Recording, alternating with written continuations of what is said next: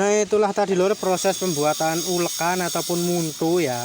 Ini tadi kita bikin dari sisa-sisa pembuatan cobek. Nah jadi seperti ini sisa pembuatan cobek ataupun lumpang. Kita ada sisa kecil, maka kita manfaatkan untuk menjadikan ulekan ataupun muntu ya. Ini tidak usah terlalu lebar, cukup dengan 3 jari saja sudah cukup ya. Nah ini bisa kita manfaatkan untuk menjadikan ulekan.